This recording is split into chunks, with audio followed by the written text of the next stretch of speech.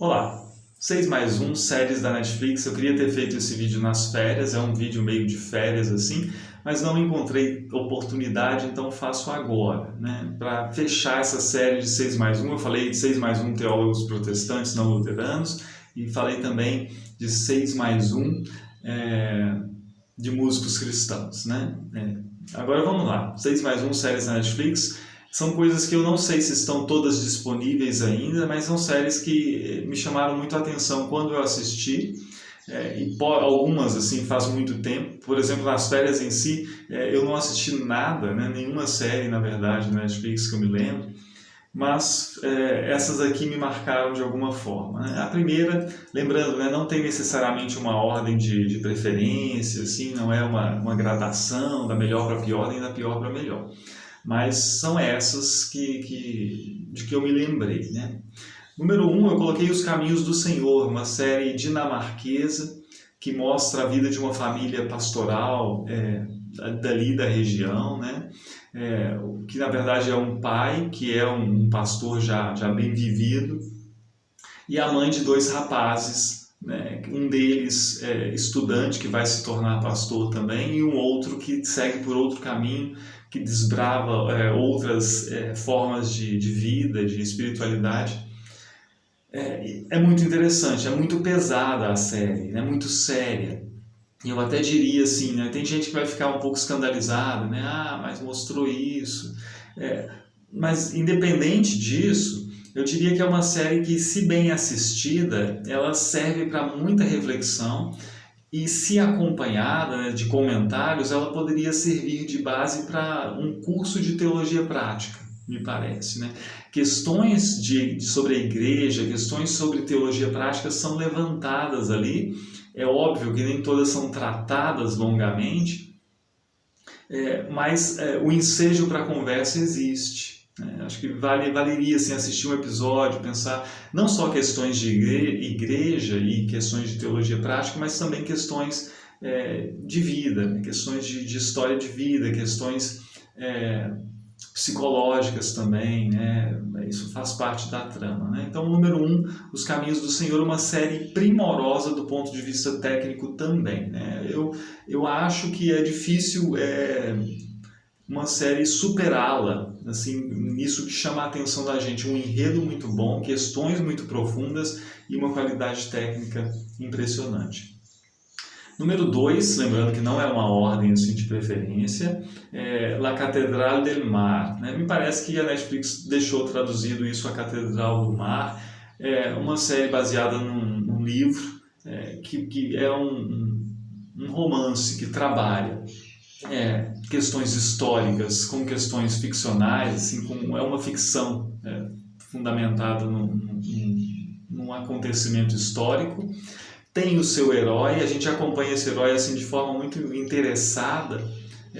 Não é uma série muito pesada, mas mostra...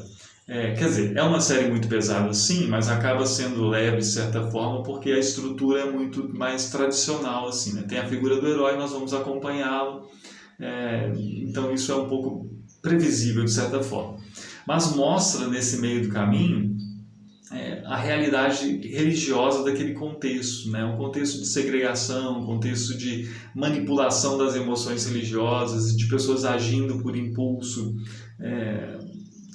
E, claro, também o lado bonito da coisa, né? Tem um lado também da devoção mais sincera e bela também. Número 3, The Last Kingdom. Essa teve mais temporadas, eu acho que eu assisti todas.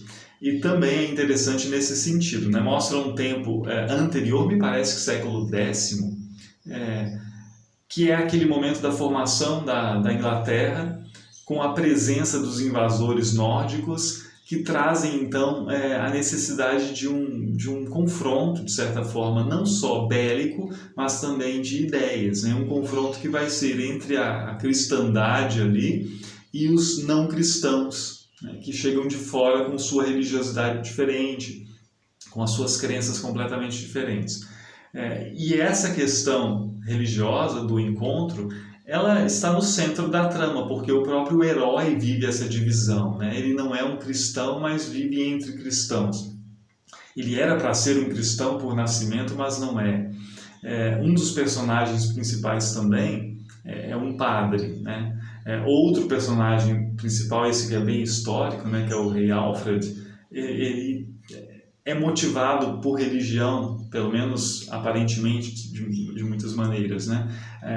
A esposa dele vive uma religiosidade diferente e o influencia por isso. O relacionamento com o personagem principal muitas vezes se dá de forma mais positiva ou negativa por uma questão religiosa. Então, isso suscita inúmeras reflexões assim nesse sentido também, além de ser uma série muito bem feita, né? Qualidade técnica inegável e uma trama muito interessante. Que em algum momento pode parecer que não está caminhando muito, né? Então, mas acaba sendo muito interessante, me parece, em todas as temporadas. Eu vou voltar a essas séries assim históricas, voltam daqui a pouco, mas eu faço uma pausa aqui no 4 para não parecer que eu fiz uma coleção de séries com fundo histórico e questões religiosas, né? Eu vou para uma completamente atípica aqui, La Trêve, uma série belga, que me surpreendeu justamente por ser fora da curva, assim, um ponto fora da curva. Ela surpreende na trama, né? O enredo não te deixa entender o que está acontecendo o tempo todo, não é previsível, então deve ter sido tal pessoa, não é. E além disso, a figura do protagonista é muito interessante, porque ele é um herói problemático. Isso é muito comum, na verdade, né? Nas séries policiais assim, de investigação, é muito comum que o protagonista, o investigador, tenha problemas morais ou tenha limitações, algum problema. Isso é muito comum, né? Já é até banal isso. Só que, via de regra, nas outras séries, o sujeito tem algum problema moral, mas ele tem uma capacidade acima da média. Então, assim, ele é um meio anti-herói por causa de uma limitação pessoal, mas ele é quase um superdotado para resolver as questões, né? Isso já começa com Sherlock Holmes, de certa forma. Mas, nesse caso aqui, dessa série belga, La Trêve, que tem 2 temporadas, o sujeito não é pessoalmente resolvido, ele tem sérias questões, né, psicológicas, psiquiátricas, inclusive, mas, além disso, ele não é um excelente investigador. Ele não é moralmente elevado e nem é dono de uma habilidade destacável. Isso faz ser bem inusitado, assim. Muito pesada a série, inclusive, né, do ponto de vista assim, dos acontecimentos e tudo mais. Não é uma série amena para que alguém veja assim... Se você está passando por problemas psicológicos, eu não recomendo. Mas se você está bem assim, e quer ver algo sério e bem construído, eu acho que sim. Na verdade, não é a única. Teve outra série belga que eu vi também depois dessa, que também tinha isso de nos surpreender bastante. Eu acho que eles estão fazendo uns enredos muito curiosos. Número 5, A Missa da Meia-Noite, uma série que me surpreendeu porque eu assisti desavisado, né? Eu achei que era uma série amena sobre questões pastorais de um padre novo chegando na cidade e de repente eu me assustei assim, o que é isso? Virou um negócio de terror aqui. E aí eu fui ver, na verdade, a capa da série que a divulga mostra que é sim, né? O gênero tem tudo a ver com terror. Embora não seja só um terror e um terror banal, assim. Há questões existenciais e questões, inclusive, sobre fé, questões existenciais também sobre a questão de Deus mesmo, que são colocadas ali de forma muito, muito pertinente. Também não é uma série leve, né? Aqui tem a questão do terror em si, mas também tem as questões de reflexão muito densas, né? Então eu não sugiro assim, estou num momento de crise, estou num momento difícil da minha vida, vou assistir isso para me entreter. Não, não sugiro isso. Mas se você está tranquilo, bem, talvez seja uma boa para pensar algumas questões, né? E para fortalecer algumas convicções diante de desafios. Acho uma série muito, muito boa também, né? Me prendeu do início ao fim, assim. E a número 6, Templários, que de novo é uma dessas de séries com fundo histórico, mas é uma ficção, né? Tem uma camada de ficção muito, muito acentuada. Eu vi alguém dizer assim, os Templários jogam na lata de lixo a história. Não acho que isso aconteça. é uma obra de ficção que brinca com a história, brinca mesmo. Tem um momento, né, uma cena que pode passar despercebida, em que isso fica muito claro, né? O personagem principal, o herói, se encontra com o rei da França num combate, e no meio desse combate fica claro, né? O rei da França, historicamente, realmente, ele se levanta contra os templários, ele vai fazer ele vai se levantar contra os templários, né? Ele vai tentar desmantelar a ordem dos templários. Historicamente isso acontece, mas por um motivo econômico, por um motivo socioeconômico, digamos assim, né? Político-econômico. Na trama, o motivo é muito mais pessoal, o motivo é muito mais passional até. O que acontece?